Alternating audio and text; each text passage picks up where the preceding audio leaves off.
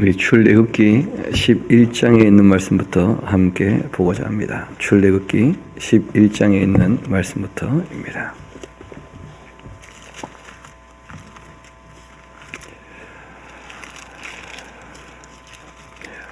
하나님께서 사람을 다 준비하시고 이제 자신을 계시하시는 과정에 그 마지막 계시 장면이죠.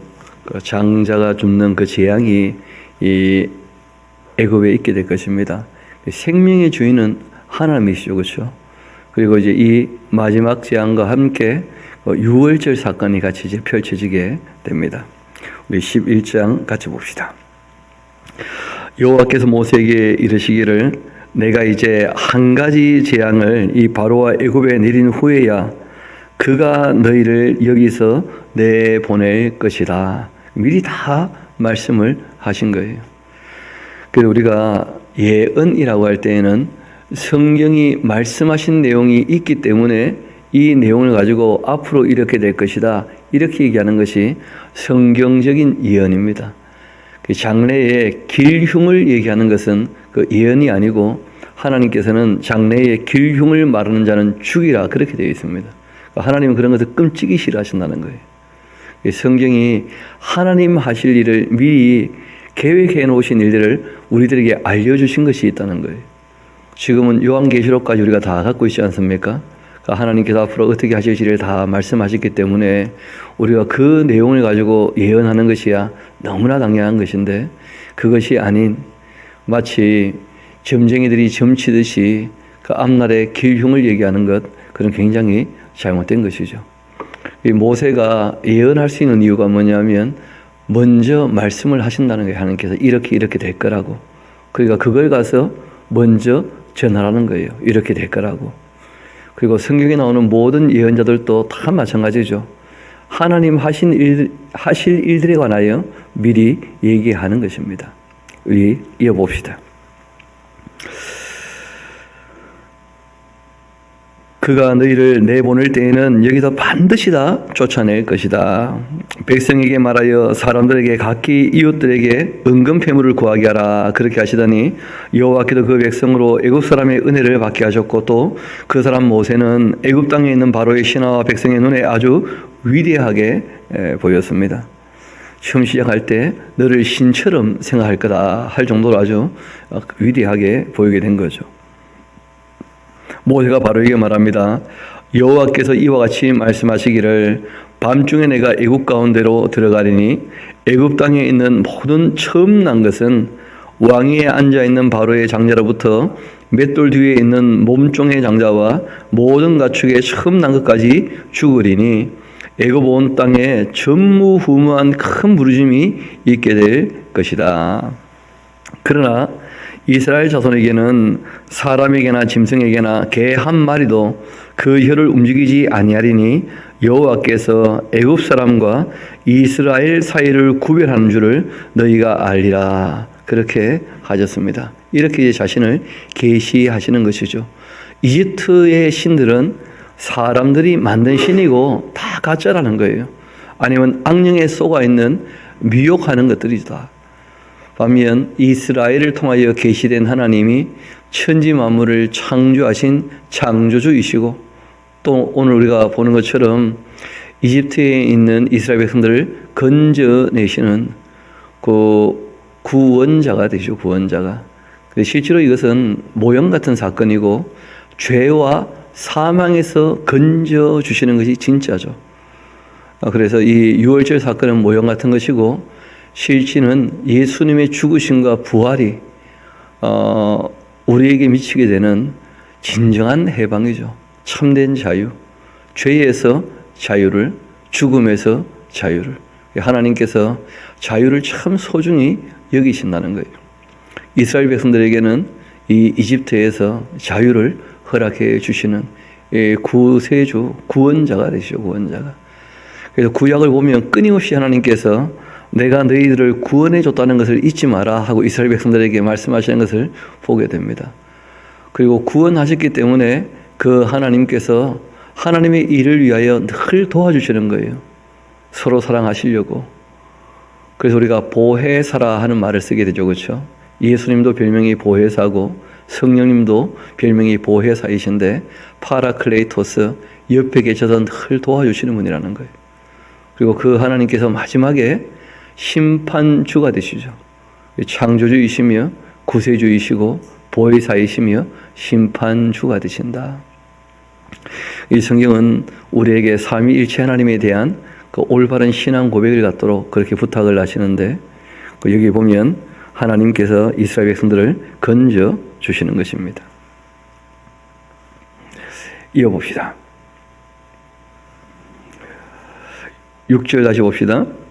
애굽 온 땅에 전무후무한 큰 부르짐이 있으리라. 그러나 이스라엘 자손에게는 사람에게나 짐승에게나 개 한 마리도 그 혀를 움직이지 아니하리니 여호와께서 애굽 사람과 이스라엘 사이를 구별하는 줄을 너희가 알리라. 그렇게 하셨나니 왕의 이 모든 신하가 내게 내려와 내게 절하며 이르기를 너와 너를 따르는 온 백성은 나가라. 그렇게 한 후에야 내가 나가리라 하고 심히 노하여 바로에게서 나오게 됩니다. 여호와께서 모세에게 말씀하시죠. 바로가 너희의 말을 듣지 아니하리라. 그러므로 내가 애굽 땅에서 나의 기적을 더하리라. 그렇게 하셨고 모세와 아론의 이 모든 기적을 바로 앞에서 행하였으나 여호와께서 바로의 마음을 완악하게 하셨으므로 그가 이스라엘 자손을 그 나라에서 내보내지 아니하였더라. 여호와께서 애굽 땅에서 모세와 아론에게 일러 말씀하시되 이 달을 너희에게는 달의 시작 곧 해의 첫 달이 되게 하라. 그래서 이스라엘 백성들은 종교력이 있어요. 그리고 또 농사를 지을 때 그 말 그대로 그 일반적으로 사람들이 이제 그 생각하는 그런 달력이 또 있습니다. 민간력이.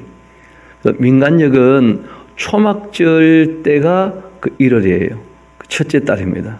종교력은 6월절이 있는 이 봄이 첫째 달이 되는 것입니다. 우리하고 좀 다르죠. 우리는 한겨울이 첫째 달이죠. 1월 1일 그렇게 이제 양력으로 그렇게 되는데 여호와께서 애굽 땅에서 모세와 아론에게 일러 말씀하시되 이 달을 너희에게 달이 시작 곧 해의 첫 달이 되게 하라. 처음 뭐든지 처음이 있는 것이죠. 다. 너희는 이스라엘 온 회중에게 말하여 이르라.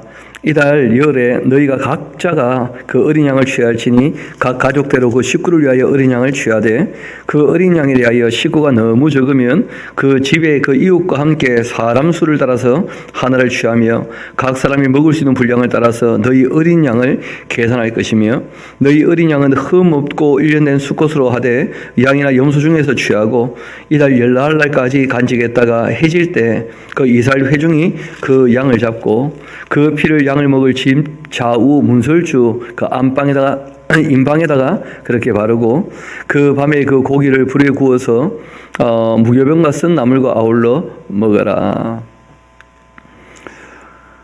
날것으로나 물에 삶아서는 먹지 말고 머리와 다리와 내장을 다 불에 구워서 먹어라. 아침까지 남겨두지 말며 아침까지 남은 것은 곧 불살라야 한다. 너희는 그것을 이렇게 먹을지니 그 허리에 띠띠고 발에 신 신고 손에 지팡이를 잡고 급히 먹어라. 이것이 여호와의 유월절이라는 거예요. 하나님께서 그날 밤에 그들을 불러내실 겁니다. 그러니까 하나님께서 너희들을 불러내실 거니까 너희들이 하나님 부르실 때 바로 응답할 수 있도록 그 지팡이를 짚고 허리에 띠를 띠고 서서 그 구워 먹어라. 삶아 먹으면 안 되는 이유가 있죠. 설거지를 못 하는 거예요, 설거지를. 그래서 불에 구워 먹다가 그냥 확 다 태워버리고 바로 하나님 부르시면 따라 나올 수 있게. 그렇게 말씀하셨습니다. 내가 그 밤에 애굽 땅에 두루다니며 사람이나 짐승을 막론하고 애굽 땅에 있는 모든 처음 태어난 것 다 칠 것이고 애굽의 그 모든 신을 내가 심판할 것이다. 보통 사람들이 나름대로 신을 만들어 섬기는 이유 중에 하나가 자기 생명의 안위를 위해서 또 자기 삶의 평안을 위해서 그런 것 아니겠어요? 그렇죠? 빌고 비는 이유가. 그런데 생명의 주인은 하나님이시거든요. 모든 만물도 하나님이 창조하신 거예요. 그래서 이 신들도 다 심판하시는 거예요. 가짜라는 게 다 확인이 되는 것이죠. 내가 애굽 땅을 칠 때 그 피가 너희가 사는 집에 있어서 너희를 위하여 표적이 될지라. 내가 피를 볼 때 너희를 넘어갈 것이다. 왜? 하고 물으면 하나님이 그렇게 정하신 거예요. 내가 그 피를 보면 넘어갈 거라는 거예요. 그러니까 내 말에 순종하면 내가 죽음의 사자가 이제 지나오다가 이 문설주하고 그 임방에 또 이제 문턱에도 잡았을 테니까 피가 이렇게 칠해져 있으면 그 넘어간다는 거예요. 유월이라고 하는 이 패싹이라고 하는 말이 흘러오다가 고기만 뛰어넘었다는 뜻이죠. 유월절, 패스오버 그렇게 얘기하는데 흘을 유자 쓰고 뛰어넘을 월자를 쓰는 것이니까 흘러오다가 뛰어넘었다는 거예요. 하나님 말씀에 순종하게 되면 하나님께서 살려주신다는 거예요. 이어봅시다. 내가 애굽 땅을 칠 때 13절 그 피가 너희가 사는 집에 있어 너희를 위하여 표적이 될 거라. 이게 중요하죠. 표적. 하나님 말씀대로 했느냐 하지 않았느냐의 확실한 표가 그 문설주와 임방에 어린 양의 피가 묻어 있는가 그런 것이죠. 내가 그 피를 볼 때 너희를 넘어가리니 재앙이 너희에게 내려 멸하지 아니할 것이다. 너희는 이날을 기념하여 여호와의 절기를 삼아 영원한 규례로 대대로 지킬지니라. 또 너희는 이래 동안 무교병을 먹을진데 그 첫날의 누룩을 너희 집에다 지하라. 무릇 첫날부터 일곱째 날까지 유교병을 먹는 자는 이스라엘 중에서 끊어질 것이다. 너희에게 첫날에도 성회고 일곱째 날에도 성회가 될 텐데 너희는 이 두 날에는 아무 일도 하지 말고 각자 먹을 것만 갖출 것이니라. 너희는 무교절을 지켜라. 이날 내가 너희 군대를 애굽 땅에서 인도하여 내었음이니라. 그러므로 너희가 영원한 규례로 삼아 대대로 이 날을 지켜야 한다. 그 이스라엘 백성들에게 지금 하시는 말씀입니다. 실상 지금 우리는 날과 달과 절기 이런 데 매이지 않죠. 이방인들이 이 우상 숭배할 때도 날달 절기를 지키지만 이스라엘 백성도 마찬가지거든요. 그런 것이 더 이상 우리 신앙생활에 어떤 규율이 되지 않는다는 거예요. 우리는 하나님께서 하셨던 그 참된 이 해방의 날, 그 주님께서 부활하신 날을 오히려 기념하고 있죠. 그 성경이 그 기념하라 이렇게 하신 게 아니에요. 그 실제로 구약에서는 신앙이 어리니까 하나님께서 이렇게 하라 저렇게 하라 많은 제도를 만드셨어요. 반면에 신약으로 오면 원래 아브라함이 하나님을 섬겼던 것처럼 자원해서 우리가 하나님을 섬기는 거예요. 그 주일날 모여서 예배하는 것도 안식일을 지키라 해서 하는 것이 아니고 우리가 하나님 앞에 나와 예배하기로 우리가 결정을 한 거예요. 교회가. 그래서 주일날 함께 모여 예배하기로 우리가 결정을 했고 또 우리가 부활절이나 또는 우리가 추수감사절이나 또는 성탄절이나 그 절기를 교회가 만들어서 하나님께서 하셨던 일들을 기념하기로 한 거예요. 왜냐하면 하나님 하신 일을 기억하려고.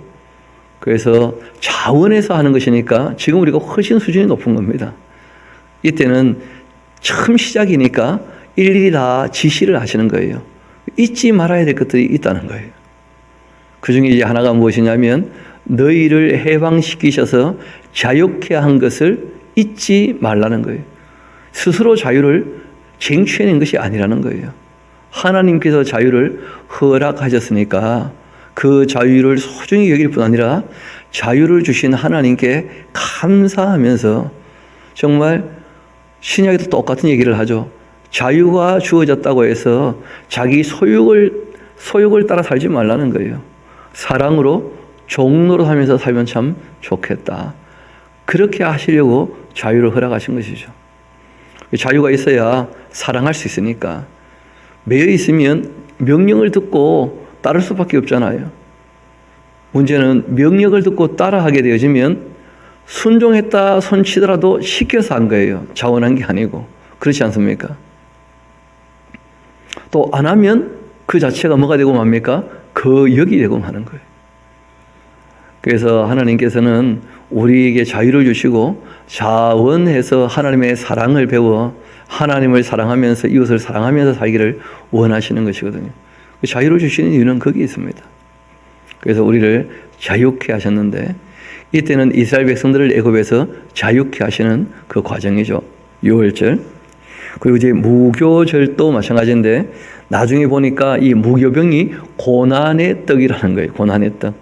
좋은 것을 얻을 때 대가를 지불하는 것이죠. 이어봅시다. 17절 너희는 무교절을 지키라. 이날 내가 너희 군대를 애굽 땅에서 인도하여 내었음이니라. 그러므로 너희가 영원한 규례로 삼아 대대로 이 날을 지켜라. 첫째 달 그 달 열날 저녁부터 21일 저녁까지 너희는 무교병을 먹을 것이고 이래 동안은 누룩이 너희 집에 발견되지 아니하도록 해라. 무릇 유교물을 먹는 자 타국인이든지 본국에서 난 자든지 막론하고 이스라엘 회중에서 끊어질 거다. 너희는 아무 유괴물이든지 먹지 말고 너희 모든 유하는 곳에서 무교병을 먹을지니라. 이렇게 모세가 이스라엘 모든 장로를 불러서 그들에게 하나님 말씀하신 대로 다 일러주고 너희는 나가서 너희의 가족대로 어린 양을 택하여 유월절 양을 잡고 우슬 추어 묶음을 가져다가 그릇에 담아서 피에 적셔 그 피를 문 임방과 좌우 설주에 뿌리고 그리고 아침까지 한 사람도 자기 집 문 밖에 나가면 안 된다. 여호와께서 애굽 사람에게 재앙을 내리려고 지나가실 그때 문 임방과 좌우 문 설주의 피를 보시면 여호와께서 그 문을 넘으시고 멸하는 자에게 너희 집에 들어가 너희를 치지 못하게 하실 것이다. 너희는 이 일을 규례로 삼아 너희와 너희 자손이 영원히 지켜야 할 것이다. 그리고 너희는 여호와께서 허락하신 대로 너희에게 주시는 땅에 이르게 될 때 이 예식을 꼭 지켜야 한다는 거예요. 이유는 이후에 너희 자녀가 물어볼 거라는 거예요. 이 예식이 대체 무슨 뜻인지. 그러니까 어떤 그 절기를 만들어서 행사를 하면서 기념식을 하는 이유가 있다는 거예요. 왜 기념식을 하느냐 하면 하나님 하신 일을 기억하고자 기념일을 만드는 거죠. 하나님 하신 일을 꼭 기억하라는 거예요. 너희는 이르기를 이는 여호와의 유월절 그 제사라. 여호와께서 애굽 사람에게 재앙을 내리실 때 애굽에 있는 이스라엘 자손의 그 집을 넘어사 우리의 집을 구원하셨느니라. 그렇게 하라 하매 백성이 머리 숙여 경배하였습니다. 반드시 자녀를 가르치라는 거예요. 여러분 사건은 다 유일해적인 것입니다. 그렇죠? 그 사건이 반복될 수는 없다는 거예요. 유월절이라고 하는 그 사건은 한 번 있어야지 매년 유월절이 있으면 안 되잖아요. 한 번 있는 사건을 잊어버리지 않으려면 뭐 하라는 거예요? 기념하라는 거예요. 기념. 그래서 기념일을 만드신 거죠. 유월절. 이스라엘 자손이 물러가서 그대로 행하되 여호와께서 모세와 아론에게 명령하신 대로 그렇게 했다는 거예요. 밤중에 여호와께서 애굽 땅에서 모든 처음 난 것 곧 왕이 앉은 바로의 장자로부터 옥에 갇힌 사람의 장자까지와 가축의 처음 난 것을 다 치심해 그 밤에 바로와 그 모든 신하와 모든 애굽 사람들이 일어나서 애굽에 큰 부르짐이 있었으니 이는 그 나라의 죽임을 당하지 아니한 집이 하나도 없었다는 거예요. 밤에 바로와 또 이 모세와 아론을 불러서 말합니다. 너희와 또 이스라엘 자손은 일어나서 내 백성 가운데에서 떠나 너희 말대로 와서 여호와를 섬기며 너희가 말한 대로 너희 양과 너희 소도 몰아가고 나를 위하여 축복하라. 그렇게 하면서 그 참 이 애굽에 있는 바로 왕 웃기는 사람이죠. 하나님을 믿도 않으면서 나를 위하여 좀 복을 빌어달라 이런 부탁을 또 하는 거예요. 이 사람이. 사람에게는 누구나 이상한 그 종교성이 다 있거든요. 실제로. 문제는 진짜 신을 만나는가. 진짜 하나님을. 스스로 계시고 전지전능하시고 무소부지하시고 영원히 변치 않는 진짜 하나님을 만나는가. 그게 중요한 것이죠. 그럼 뭐 그냥 지나가는 말로 나를 위해 기도해다오. 그 대상이 누군지도 모르면서 그건 별로 의미가 없죠. 바로도 그런 얘기는 해요. 나를 위하여 축복하라. 그렇게 하고 애굽 사람들은 말하기를 우리가 다 죽은 자가 되도록 하고는 그 백성들을 재촉해서 그 땅에서 속히 내보내려고 말씀하신 대로 진짜 쫓아보내죠. 그 백성이 발견되지 못한 반죽 담은 그릇을 옷에 싸서 어깨에 메었습니다. 이스라엘 자손이 그 모세의 말대로 해서 애굽 사람에게 은금 패물과 의복을 다 구하고 여호와께서 애굽 사람들에게 이스라엘 백성에게 은혜를 입히게 하셨어요. 그래서 그들이 구하는 대로 다 주게 하심으로 그들이 애굽 사람의 물품을 취하게 됩니다. 그래서 이제 드디어 애굽에서 나오게 되는 것이죠. 또 수고하고 고생하고 애쓴 것들 다 이렇게 보상을 받아서 한몫 챙겨 나오시게 된 겁니다. 이스라엘 자손이 그렇게 람셋을 떠나 숫곳에 이르니 유아위에 보병하는 장정이 60만이 넘었었고, 그리고 수많은 잡족도 따라 나섰고, 또 양과 소와 힘이 많은 가축이 그들과 함께했고, 그들이 애굽으로부터 가지고 나온 발견되지 못한 반죽으로 무교병을 구웠는데, 이는 그들이 애굽에서 쫓겨나기 때문에 지체할 수가 없었음이며 아무 양식도 준비하지 못하였기 때문이었습니다. 이렇게 이스라엘 자손이 애굽에 거주한지, 그러니까 요셉이 17에 이제 그 애굽에 들어가지 않습니까? 그때로부터 이제 430년이 지나게 된 거예요. 그렇게 430년이 끝나는 그날 여호와의 군대가 애굽 땅에서 나오게 되었습니다. 이 밤은 그들을 애굽 땅에서 인도하여 내심으로 말미암아 여호와 앞에서 지킬 것인데, 이는 여호와의 밤이기도 합니다. 이스라엘 자손이 다 되도록 지켜야 합니다. 하나님께서 구원해 주신 밤이라는 거예요. 여호와의 그 밤. 그 밤에 무슨 일이 있었는가? 그 해방, 참된 자유를 얻게 되었다는 거예요. 그것을 기억하라는 것이죠. 그래서 이스라엘 백성은 이 날을 참 소중히 여기는 것이고, 우리는 나중에 이제 알고 보니까 애굽에서 구원받는 게 중요한 게 아니고, 왜냐하면 이스라엘 백성이 애굽에서 나와놓고 난 다음에도 하나님과 동행을 합니까? 하나님하고 관계가 안 좋아지는 일들이 많습니까? 결국 그렇게 1000년 가까이 동행하다가 안 되어가지고 말라기에 결별하고 말거든요. 진짜 해방은 죄와 사망에서, 실제로 악의 권세에서 벗어나야 돼요. 이 사탄의 사슬에서. 그렇지 않으면 진정한 해방이 아니었던 것이죠. 이 사람이 자기 욕심에서 벗어나야 되거든요. 우리가 벗어날 게 꽤 있죠. 근데 그 모든 것을 이루시는 분이 예수님이시라는 거예요. 예수님, 예수 그리스도.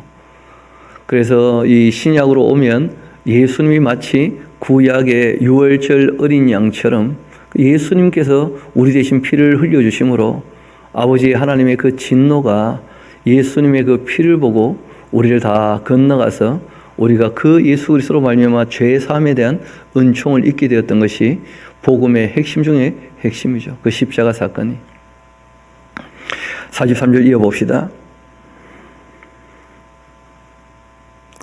여호와께서 모세와 아론에게 이르시되 유월절 휴례는 일하다 이방 사람은 먹지 못할 것인데, 그러나 각 사람이 돈으로 산 종은 할례를 받은 후에 먹을 것이며. 그러니까 할례를 받으면 이스라엘 백성이 되는 거죠. 혈통적으로는 아니지만 할례 없는 자가 아니고 할례 있는 자니까, 그러니까 할례를 행한 사람이라면 그 유월절 참여할 수 있다, 그런 것입니다. 거류인과 타국 분권은 먹지 못하리라. 한 집에서 먹되 그 고기를 조금도 집 밖으로 내지 말고 뼈도 꺾지 말지며 이스라엘 회중이 다 이것을 지킬지니라. 너희와 함께 거류하는 타국인이 여호와의 유월절을 지키고자 한다면 그 모든 남자는 할례를 받은 후에야 가까이하여 지킬지니, 곧 그는 본토인과 같이 될 것이나 할례 받지 못한 자는 먹지 못할 것이니라. 그러니까 실상은 혈통적인 것도 중요하지만 아브라함도 할례 없을 때 부르심을 받았죠. 그렇죠? 그러니까 하나님의 약속 안에 들어오겠다고 한다면 이방인도 구약에서 얼마든지 받아주는 거예요. 처음부터 그렇게 시작을 한 겁니다. 단지 혈통적인 유대인만 유대인이 아니었던 것이죠. 그래서 이방인들, 타국인들이 유월절에 참여하고자 한다면 할례를 행하는 거예요. 할례를. 정말 하나님의 말씀을 따라 살지에 대해서 인격적 결단이 다 필요한 것이죠. 그렇게 남자는 할례를 받은 후에야 가까이 하여 지킬지니 곧 그는 본토인과 같이 될 것이다. 그러나 할례 받지 못한 자라면 먹지 못할 것이다. 본토인에게나 너희 중에 거류하는 이방인에게나 이 법은 동일하다는 거예요. 온 이스라엘이 이와 같이 행하되 여호와께서 모세와 아론에게 명령하신 대로 행하였으며, 바로 그날에 여호와께서 이스라엘 자손을 그 무리대로 애굽 땅에서 인도하여 내셨습니다. 여호와께서 모세에게 말씀하십니다. 이스라엘 자손 중에서 사람이나 짐승을 막론하고 태에서 처음 난 모든 것은 다 거룩히 구별해서 내게 돌려라. 여러분, 초태생만 하나님의 것입니까? 모든 게 다 하나님의 것입니까? 실제로 모든 게 다 하나님의 것이죠. 그런데 애굽에서 나올 때 그 첫째가 다 죽었는데 너희들은 그 첫째는 안 죽었으니까 그러니까 첫째를 좀 나에게 바쳐라, 이렇게 말씀하시는 거예요. 그 첫째 것들을 다 거룩히 구별해서 내게 돌려라. 이는 내 것이니라. 그렇게 말씀하신 겁니다. 모세가 백성에게 이르되 너희는 애굽고 종되었던 집에서 나온 그날을 기념해서 유교병을 먹지 말라. 여호와께서 그 손의 권능으로 너희를 그곳에서 인도하여 내셨음이니라. 아비벌 이날 너희가 나왔으니. 그 아비벌 하는 말이 봄이죠. 봄. 그 3월 4월 그쯤 되어지는, 그러니까 이때 유월절도 있고, 그리고 잘 아시는 것처럼 유월절 그 안식이 바로 다음 날, 유월절은 1월 14일이니까 이 사람들 달력으로 항상 7째 날 되는 것이니까 안식일이 되는 거죠. 그래서 안식 후 첫날, 유월절 그 다음 날, 잘 아시는 것처럼 예수님 또 부활하셨으니까 그 부활절하고 이제 그 기간이 겹치게 됩니다. 항상. 아비벌 이날 너희가 나왔으니 여호와께서 너를 인도하여 가나안 사람과 헷 사람과 아모리 사람과 히위 사람과 여부도 사람의 땅 곧 너에게 주시려고 너희 종들에게 맹세하신 바 젖과 꿀이 흐르는 땅에 이르게 하시거든. 너는 이달에 이 예식을 지켜서 이래 동안 무교병을 먹고 7째 달에는 여호와께 절기를 지켜라. 이래 동안에는 무교병을 먹고 유교병을 내게 보이지 아니하게 하며 또 내 땅에서 누룩을 내게 보이지 아니하게 해라. 너는 그날에 너의 아들에게 보여 이르기를 이 예식은 내가 애굽에서 나올 때 여호와께서 나를 위하여 행하신 일로 말미암음이라. 그렇게 하고 이것으로 너의 손의 기호와 내 미간의 표를 삼고 여호와의 그 율법이 내 입에 있게 하라. 그러니까 애굽에서 나올 때 그 아주 중요한 율법이 있었죠. 하나님께서 구원자시고 해방자가 되신다. 이 하나님의 그 말씀을 잊지 않도록 하게 하라는 거예요. 그래서 미간의 표 삼고 손의 기호로 반드시 삼으라는 거예요. 그리고 유월절을 늘 기념하면서 하나님 하신 일을 기억하도록 하는 이 율법, 이것을 너의 입에 있게 하라. 이는 여호와께서 강한 손으로 너를 애굽에서 인도하여 내셨음이니 해마다 절기가 되면 이 규례를 지킬지니라. 그래서 이 하나님께서 해방케 하셨다는 것을 꼭 기억하도록 그렇게 부탁을 하셨어요. 그런데 참 안타까운 것은 이 유월절을 그 여호수아가 있었을 때는 지켰던 것처럼 보이긴 하는데 여호수아 다음부터 시작해서 사사기가 시작되면서부터 솔로몬도 다윗도 사무엘도 다 유월절 지킨 적이 없다는 거예요. 말씀하신 대로. 그리고 이후에 요시야 왕 때 여호수아 이후에 처음으로 말씀대로 유월절을 지켰다 그렇게 나와요. 요시야 왕 때. 그런데 안타까운 것은 요시야 왕 다음에는 또 안 지켰다는 거예요. 전혀. 그래서 뭐 요아스, 요야긴, 시드기야 해가지고 남왕국이 무너지고 마는 것이죠. 하나님 하신 일을 기억을 하지 못하고 살았다는 거예요. 구약 거의 모든 역사 가운데에서.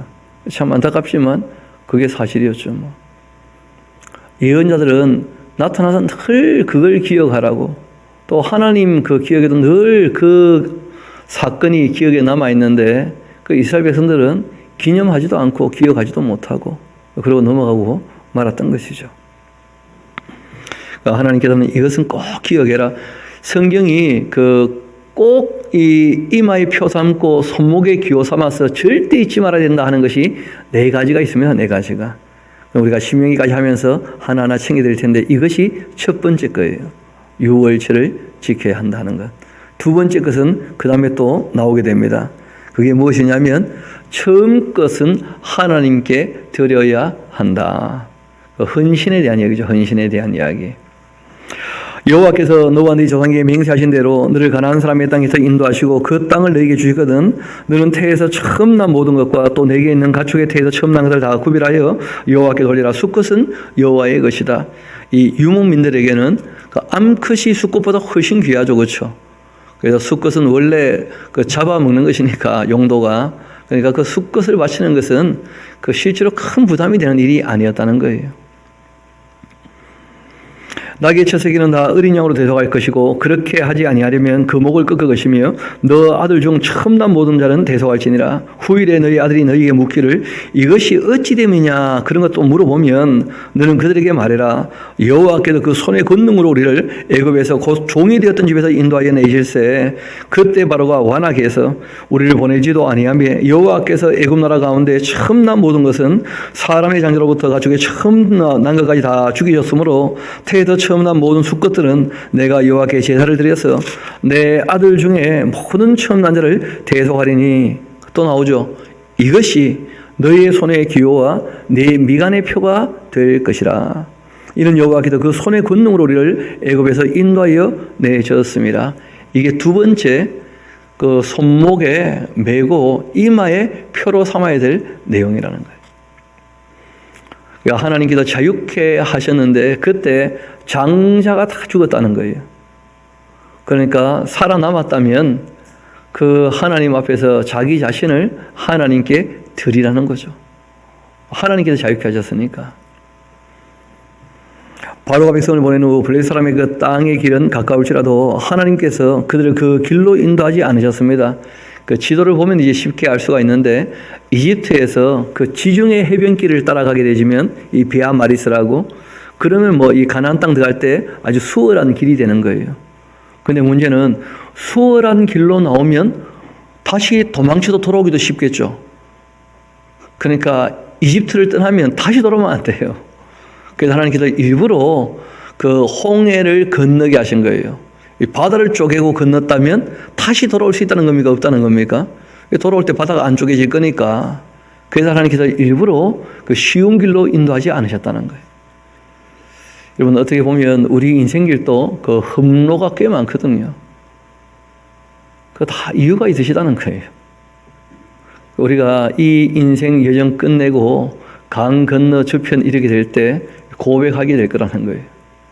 하늘문 향해 말하리. 우리 주께서 우리를 인도하셨다고. 다시 세상으로 돌아가지 말라고. 다시 이집트로 돌아가지 말라고. 쉬운 길로 인도하지 않으셨다는 거예요, 일부러. 다시 한번 17절 봅시다. 바로가 백성을 보낸 후 블레셋 사람이 그 땅의 길은 가까울지라도 하나님이 그들을 그 길로 인도하지 아니하셨는데 이유는 하나님 말씀에 이 백성이 그 블레셋 사람들과 전쟁하게 되면 쉬운 길은 또 그런 것이 있는 것이죠. 그 마음을 돌이켜 애굽으로 돌아갈까 하셨습니다. 그러므로 하나님이 홍해 그 광야길을 길로 돌려서 백성을 인도하심에 이스라엘 자손이 애굽 땅에서 대의를 지어 나올 때에 모세가 그 요셉의 유월을 가져왔습니다. 기억나시죠? 요셉이 죽을 때 반드시 내 해골을 들고 나와라. 그러니까 이 애굽은 너희가 영원히 머물 것이 아니다. 반드시 나가야 된다. 왜냐하면 아브라함과 맺은 약속이 있었거든요, 하나님께서. 그래서 그 요셉의 해골을 들고 나옵니다. 이는 요셉이 이스라엘 자손으로 단단히 맹세하게 했고 이르기를 하나님 반드시 너희를 찾아오시리니 너희는 내 유월을 여기서 가지고 나가라 그렇게 하였습니다. 그들이 숫곳을 떠나서 광야 끝 에담의 장막을 쳤고 여호와께서 그들 앞에 가시고 또 낮에는 구름 기둥으로 그들의 길을 인도하시고 밤에는 불기둥을 그들에게 비추사 낮이나 밤이나 진행하게 하셨는데 낮에는 구름 기둥 밤에는 불기둥이 백성 앞을 떠나지 않았습니다. 여호와께서 모세에게 말씀하시죠. 이르시되 이스라엘 자손에게 명령하여 돌이켜서 바다와 믹돌 사이 그 비아히로도 앞곧 이 바알수본 맞은편 바닷가에 장막을 치게 해라. 이 바로가 이스라엘 자손에게 대하여 말합니다. 그들이 그 땅에서 멀리 떠나 광야에 갇힌 바 되었다. 그렇게 이제 바로가 또 착각을 하게 될 거라는 거예요. 내가 바로의 마음을 완악하게 한즉 바로가 그 뒤를 따라올 거다. 내가 그와 그의 온 군대로 말미암아 영광을 얻을 것이다. 계속 하나님을 거역하는 사람 어떻게 될지 한번 보여줄 거라는 거예요. 그러니까 악이 진멸하게 될 때 하나님께서 영광 받으시는 거예요.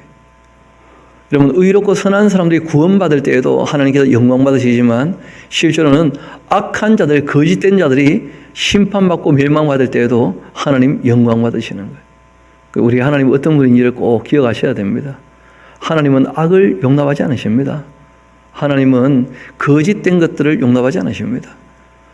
하나님께서는 불의한 자들을 용납하지 않으셔요. 성경이 끊임없이 말씀하시죠.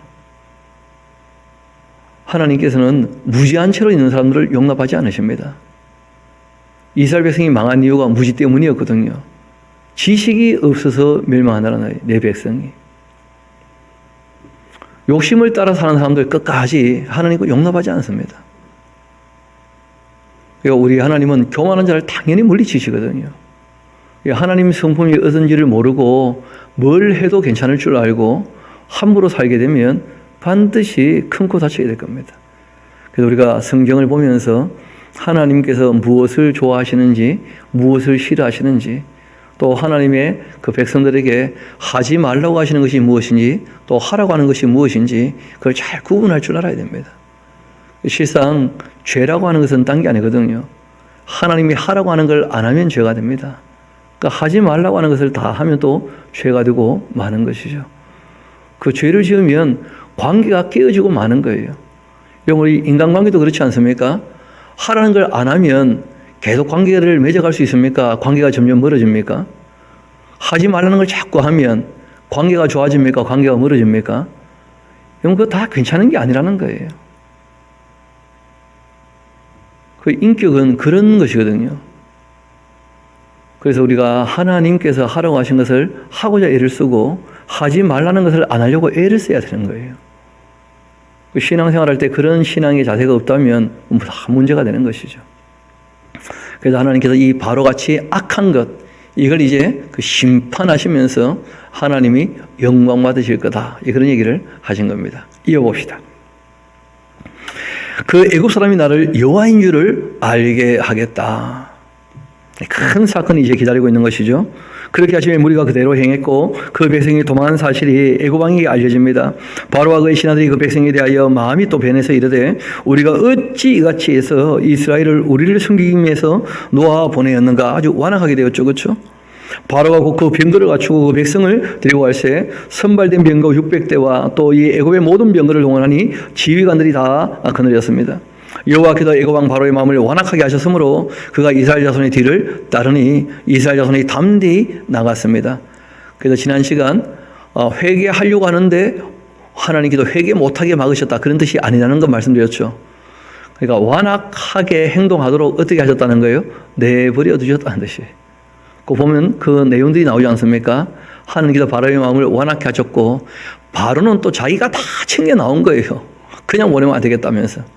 그렇게 하나님께서 바로의 마음을 완악해 하셨다는 거예요. 그 정황을 쭉 보면 그 무슨 말인지 이해가 충분히 되는 것이죠.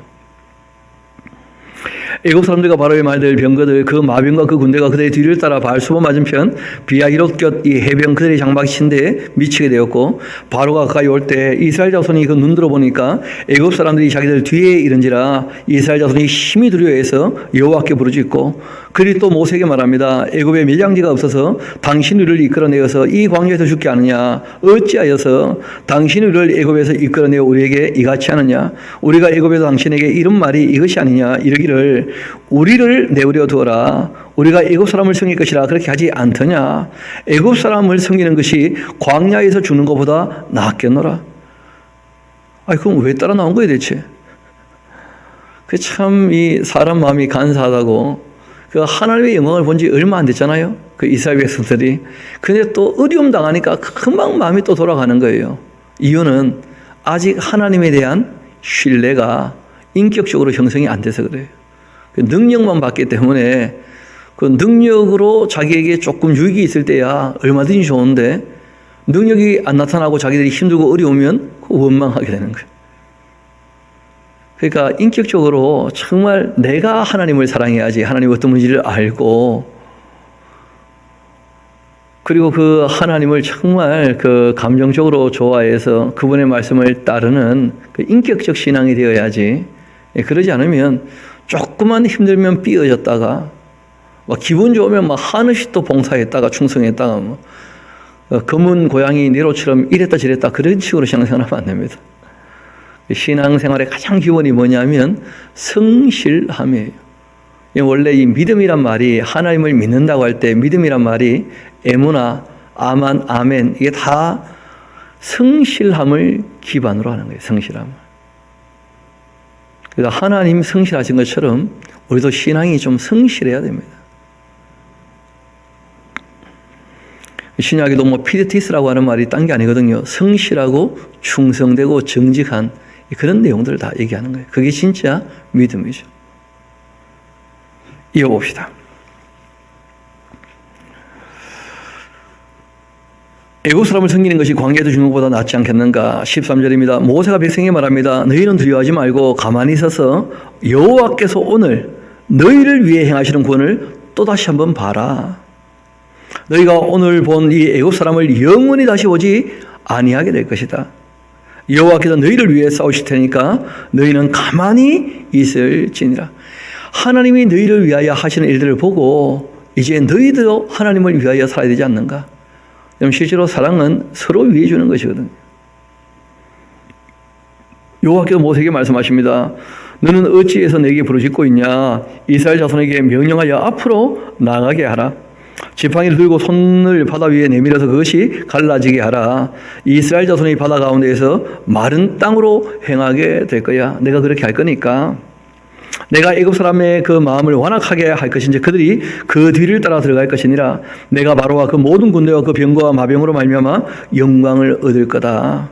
내가 바로와 그 병거와 말병으로 말미암아 영광을 얻을 그때 애굽 사람들이 나를 여호와인 줄을 알게 될 것이다. 이스라엘 진 앞에 가든가 하나님의 사자가 그들 그 뒤를 옮겨가며 이 구름 기둥도 앞에서 그 뒤로 옮겨서 애굽진과 이스라엘 진 사이에 이르렀으니 저쪽에는 구름과 흑암이 있고 이쪽에는 밤이 밝음으로 밤새도록 저쪽이 이쪽에 가까이 못합니다. 모세가 바다 위로 손 내밀매 여호와께서 큰 농풍이 밤새도록 바닷물을 물러가게 그렇게 하시니 물이 갈라지고 바다가 마른 땅이 되었습니다.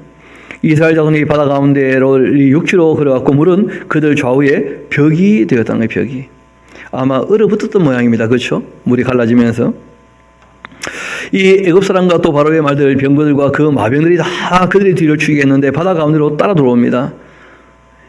바다까지 갈라졌는데 거기 따라 들어오면 어떡합니까? 그러니까 죽는 거예요. 그러니까 하나님께서 10번이나 넘는 자기 계시 사건을 이집트에서 베푸신 거 아닙니까? 그러면 하나님 알아볼 만도 한데. 그러니까 하나님이 충분히 알만하게 하셨는데도 불구하고 끝까지 하나님을 알려고 안 하고 믿지도 않으니까 그러니까 뭐 멸망하는 거예요. 이 성경을 보면 그런 얘기합니다. 하나님 알만한 것을 그들에게 충분히 보이셨는데 하나님께 돌아오지 않기 때문에 하나님께서 내버려 두셨다. 그런 말이 있어요. 내버려 두신다 그냥. 그러니까 하나님께서 악한 사람이 악을 행할 때 내버려 두신다는 걸 꼭 기억하셔야 됩니다. 내버려 두셔요. 그래서 하나님이 육이라 그렇게 얘기를 하죠. 이어봅시다. 애굽 사람과 이 바로의 말들 병거들 그 마병들 다 그들을 추격하여 바다 가운데로 들어오는지라 새벽에 여호와께서 물과 구름 기둥 가운데에서 애굽 군대를 보시고는 애굽 군대를 어지럽게 하십니다. 그들이 그 번개바퀴를 벗겨서 달리기가 어렵게 하시니 애굽 사람들이 이르되 이스라엘 앞에서 우리가 도망하자. 여호와가 그들을 위하여 싸워서 애굽 사람을 치는도다. 여호와께서 모세에게 이르시되 너희의 손을 바다 위로 내밀어 물이 애굽 사람들과 그들 그 병거들과 마병들 위에 다시 흐르게 하라 그렇게 하시니 모세가 곧 손을 이 바다 위에 내밀매 새벽이 되어서 바다의 그 힘이 회복된지라. 애굽 사람들이 물을 거슬러 도망하나 여호와께서 애굽 사람들을 바다 가운데 엎으시니 물이 다시 흘러서 병거들과 기병들을 덮되 그들의 그 뒤를 따라서 바다에 들어간 바로의 그 군대를 다 덮으니 하나도 남지 아니했습니다. 그러나 이스라엘 자손은 바다 가운데를 육지로 행했고 물이 좌우에 벽이 되어 있었고 또 그날 여호와께서 이같이 이스라엘을 애굽 사람의 손에도 구원하심에 이스라엘 바닷가에서 애굽 사람들이 죽어 있는 것들을 다 보게 됩니다. 이스라엘이 여호와께서 애굽 사람들에게 행하신 그 큰 능력을 보았으므로 백성이 여호와를 경외하며 여호와와 그의 종 모세를 믿게 되었다는 거예요. 참 믿음 생기기가 쉽지 않죠. 이렇게 해서 이제 하나님을 믿었다는데 죄송한 얘기인데 또 오래 못 갑니다. 또 힘들면 또 바로 또 흥하고 불평하고 그렇게 해요. 15장입니다. 이때 모세와 또 이스라엘 자손이 이 노래로 여호와께 노래합니다. 해방의 노래죠. 그렇죠? 실상 이 똑같은 노래가 한 번 더 나옵니다. 그게 어디냐면 요한계시록에 가면 그 15장에 모세의 노래, 그 어린 양의 노래가 나오는 거예요. 모세는 이스라엘 백성을 이집트에서 하나님의 뜻을 받들어서 이끌어낸 하나님의 종이고 예수님은요 죄와 사망에서 마귀의 권세에서 우리를 해방시켜 주셔가지고 주님의 그 백성 교회는 불이 붙은 유리바다 건너편으로 건너가게 된 것이죠. 여러분 그 불이 붙은 유리바다면 그게 바로 홍해 아닙니까? 홍해. 그래서 진정한 해방은 거기에 있는 것이죠. 그래서 이 모세의 노래 어린 양의 그 노래하는 것이 그 해방의 노래입니다. 낙원 있는 자들이 부활을 내서 또 이 땅에 그 마지막 때 이제 인침을 받게 되는 사람들이 있게 되겠죠. 그렇죠? 그 사람들이 휴거되어서 불이 붙은 유리바다 건너편에 건너가게 될 때 이 모세의 노래 진짜는 어린 양의 노래를 부르게 되는 것이죠. 이 모세가 그 하나님께서 구원해 주신 것에 관하여 이 노래하는 그 부분이 나옵니다. 여호와는 나의 힘이 되시고 나의 노래가 되시며 나의 구원자이시다. 그분이 바로 나의 하나님이시다. 내가 그 하나님을 찬송할 것이고 그 하나님은 나의 아버지시라는 거예요. 나의 아버지 하나님이시고 내가 그를 높일 것이다. 여호와는 용사가 되신다. 싸워주시는 분이시죠. 여호와가 바로 그의 이름이다. 스스로 계시는 분. 그가 바로의 그 병거와 그 군대를 바다에 던지시니 최고의 지휘관들이 홍해에 잠겼고 깊은 물이 그를 덮으니 그들이 돌처럼 깊은 속에 가라앉고 말았다. 악은 반드시 멸망한다는 거예요. 여호와여 주의 오른손이 그 권능으로 영광을 나타내시니이다. 여호와여 주의 오른손이 원수를 부수시니이다. 주께도 주의 큰 위엄으로 주를 거스리는 자를 엎으시니이다. 주께도 진노를 바라시니 그 진노가 그들을 지푸라기같이 사르니이다. 주님의 그 콧김에 물이 쌓이되 이 바다가 파도같이 일어서고 큰 물이 바다 가운데서 엉기게 되었습니다. 벽이 되었다 그러잖아요. 그렇죠? 모세는 그걸 다 봤던 것이죠. 저는 그 일이 실제로 있었다고 확신이 믿습니다. 성경에 기록되어 있기도 하고 또 하나님을 신뢰하니까요. 원수가 말하기를 내가 뒤쫓아 따라잡아 탈취물을 나누리라. 내가 그들로 말미암아 내 욕망을 채우리라. 내가 내 칼을 빼리니 내 손이 그들을 멸하리라. 그렇게 했지만 그러나 주께서 바람을 일으키심에 바다가 그들을 덮으니 그들이 그 거센 물에 납같이 잠겼나이다. 여호와여 신중에 주와 같은 자가 누구니까? 주와 같이 거룩함으로 영광스러우며 찬송할 만한 위엄이 있고 귀한 일을 행하는 자가 누구겠습니까? 하나님 외에는 신이 없다는 거예요. 주께서 오른손을 드신 즉 땅이 그들을 삼켰나이다. 주의 인자하심으로써 주께서 구속하신 그 백성을 인도하시되 주의 그 힘으로 그들을 주의 거룩한 초소에 들어가게 하시나이다. 하나님의 인애와 자비를 높여 찬양하죠. 왜냐하면 모세가 이집트에서 살아보니까 알잖아요. 그러면 애굽 사람들하고 이스라엘 백성들하고 크게 다르게 삽니까? 다 고만고만하게 삽니까? 사람 사는 거 그렇게 차이 나지 않거든요. 그런데 하나님께서 아브라함과 맺은 약속이 있고 이삭과 맺은 약속이 있고 야곱과 맺으신 약속이 있고 실제로는 이스라엘 백성을 통하여 전 인류에게 사랑을 나타내기를 원하셨기 때문에 그 하나님의 인애와 자비로 그래서 거기에 대해서 할 말이 없다는 거예요. 왜 하필 아브라함을 택해 잡으셨는지 왜 이스라엘 백성을 택해 잡으셔가지고 그 이스라엘 백성으로 자신을 계시하기로 하셨는지 그러니까 그 은혜에 경험되는 사람은 인애와 자비를 찬양할 수밖에 없어요. 왜 우리를 택하여 부르셔서 주님의 자녀 삼으시는지 거기에 대해서 우리가 할 말이 없는 거예요. 은혜로다. 그렇게 할 수밖에 없는 것이죠. 이어봅시다.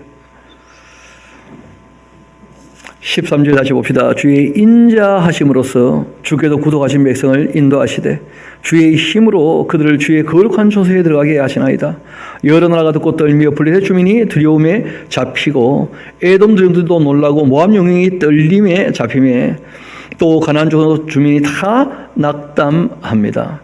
하나님 하신 일이 전파되니까 얼마나 다 두려워 떨겠어요. 놀람과 두려움이 그들에게 임함에 주의 팔이 크므로 그들이 돌같이 침묵하여 싸우니 여호와여 주의 백성이 통과하기까지 곧 주께서 사신 백성이 통과하기까지였나이다. 주께서 백성을 인도하사 그들을 주의 기업의 그 산에 심으시리이다. 여호와여 이는 주의 초소를 삼으시려고 예비하신 것이라. 주여 이것이 주의 손으로 세우신 성소로소이다. 여호와께서 영원 무궁하도록 다스리시도다. 아멘. 그렇게 찬양했어요. 그리고 또 그 누이 되는 미리암이 여인들과 함께 나와 노래하죠. 바로의 말과 병거와 그 마병이 함께 바다에 들어가며 여호와께서 바닷물을 그들 위에 더들려 흐르게 하셨으나 이스라엘 자손은 바다 가운데서 마른 땅으로 지나갔고 아론의 누이 선지자 미리암이 손에 소고를 잡으며 모든 여인도 그를 따라 나오며 이 소고를 잡고 춤췄는데 미리암이 그들에게 화답하여 이렇게 노래합니다. 너희는 여호와를 찬송하라. 그는 높고 영화로우시며 말과 그 탄자 누구라는 거예요? 악당들이죠. 악당들. 이 바로와 그 신하들 말과 그 탄자들을 바다에 던지셨음이로다. 그러니까 하나님께서 악을 진멸하실 때 하나님의 백성들은 다 찬양하게 되는 거예요. 그 요한계시록을 우리가 종말론 그렇게 얘기하는데 그 종말론의 핵심이 뭐냐면 악이 뭘 맞이한다는 거예요? 종말을 맞이한다는 거예요. 그래서 우리가 주님을 찬양하는 것이죠. 전능의 주가 다스리시게 된다. 그래서 악을 다 진멸하시고 새로운 세상이 펼쳐지는데 이스라엘을 중심으로 한 회복은 천년왕국이고 그 천년왕국이 끝나게 되면 궁극적인 하나님의 통치가 임하는 천국이 시작되는 것이죠. 22절 이어봅시다. 이 모세가 홍해에서 이스라엘을 인도하며 그들이 나와 수르 광야로 들어갔는데 거기서 사흘 길을 걸으나 물을 얻지 못했어요. 마라에 이르는데 그곳 물이 써서 마시지 못합니다. 그래서 그 이름을 마라라. 말 말하는 거죠. 그렇죠? 너무 쓰다. 마라 뜻이 뭐냐면 쓰다는 게 쓰다. 백성이 모세를 원망합니다. 이르되 우리가 무엇을 마실까? 여러분 나중에 예수님께서 그런 말씀하신 적이 있는데 무엇을 먹을까, 무엇을 입을까, 무엇을 마실까 염려하랍니까? 염려하지 말랍니까? 그리고 너희가 구하기 전에 있어야 할 것을 다 아신답니까? 모르신답니까? 그러면 때가 되면 다 주실 거예요. 그러니까 못 기다려서 원망하게 되는 것이거든요. 불평하고. 하나님 딱 싫어하시는 것이 불평하는 거예요. 불평한다는 것 자체가 하나님을 신뢰하지 않는다는 뜻이에요. 조금 더 기다려보면 일이 다 풀리는 걸 보게 될 겁니다. 우리가 항상 우리 삶의 자리에서 정직하고 성실하게 우리가 살아갈 때 하나님께서 얼마든지 다 아실 텐데 근데 그걸 조금 못 기다리고 앉아가지고 하나님 내 형편 아시지요? 왜 모르겠어요 그걸? 너무 그렇게 하지 말라는 거예요. 성경은. 하나님 다 아신다는 걸 믿고 정말 정직하고 성실하게 살아가는 것이 그게 진짜 기도하는 거예요. 하나님께 무슨 말을 많이 하는 게 중요한 게 아니고 심지어 어떤 분은 뭐 하나님이 나한테 이렇게 하시면 어떡합니까 하면서 그 말도 안 되는 것입니다. 어디 감히 하나님께 그 사람이 그런 식의 표현을 할 수 있습니까? 있을 수 없는 얘기거든요. 그 이스라엘 백성들이 원망을 하는 거예요. 이 모세에게 우리가 무엇을 마실까? 그 모세가 여호와께 부르짖었더니 여호와께서 그에게 한 나무를 가르치시고 그가 물이 던지니까 물이 달게 되었죠. 거기서 여호와께서 그들을 위하여 법도와 율례를 정하셨어요. 그리고 그들을 시험하셨다는 거예요. 그러니까 그들의 신앙을 검증하시는 게 검증.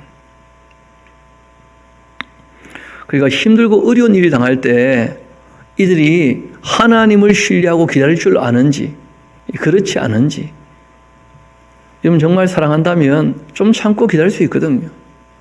그게 잘 안 되는 거죠 아직까지. 그러니까 하나님도 아십니다. 뭐 처음부터 잘하겠나 그래. 그런 것이죠. 이르시되 너희가 너희 하나님 나 여호와가 말하는 그 말을 들어서 순종하고 내가 볼 때 자기 의가 아닙니다. 하나님 보기에 의를 행하며 하나님께서 의롭다고 여기셔야 돼요. 자기 의가 아니고 내 계명의 길을 기울이며 이게 중요하죠. 그렇죠? 하나님께서 주시는 율례와 법도 그 계명의 말씀이 있어요. 또 내 모든 규례를 지킨다면 조건절입니다. 그렇게 한다면 내가 애굽 사람에게 내렸던 모든 질병 중 하나도 너희에게 내리지 아니할 것이다. 나는 너희를 치료하는 여호와임이니라. 그러니까 여호와 라파라 우리가 보통 그렇게 얘기하는데 하나님의 치료는 병들면 낫게 해준다 그런 것이 아닙니다. 하나님 말씀을 따를 때 병 걸리지 않게 하겠다. 뭐 우리가 그런 얘기 하더라고요. 예방의학. 그 최고의 의학은 예방하는 거, 예방하는 거. 병 걸리지 않게 하는 것이 중요하지 병 걸리고 낫게 하는 것 그거보다는 병 걸리지 않아야 돼요. 하나님께서 내가 말한 대로 너희가 살아가게 된다면 그러면 애굽 사람들은 너무 지저분하게 자기 멋대로 살거든요. 나중에 레위기 18장을 읽어보면 아시겠습니다만은 그들의 삶이요 너무 방만하고 너무 지저분하고 너무 악해요. 가나안 땅 사람들도 마찬가지고. 그래서 하나님께서 그 가나안 땅 사람들은 진멸하시는 것이고 애굽은 하나님께서 10번이나 넘는 재앙으로 때리신 이유가 악하기 때문에, 악하기 때문에. 너무 악하기 때문에. 그래서 그들처럼 그렇게 방만하게, 그렇게 불량하게 살지 말라는 거예요. 하나님 말씀을 쫓아서 좀 건전하게 또 건강하게 살아갈 수 있는 방법을 다 말씀하실 거니까 내 모든 규례를 지키면 하고 조건절로 말씀하셨어요. 그러면 애굽 사람들에게 걸렸던 병, 너희 하나도 너희에게 내리지 않겠다. 내가 그렇게 너희를 치료한다. 나는 치료하는 하나님이라. 여호와 라파라. 그들이 엘림에 또 일게 되었고 거기서 물샘 열들과 종려나무 이른 그루가 있는지라 거기서 그들이 그 물 곁에 장막을 치고 이제 잠깐 쉬게 됩니다. 저희들도 쉬도록 합시다. 기도하시겠습니다.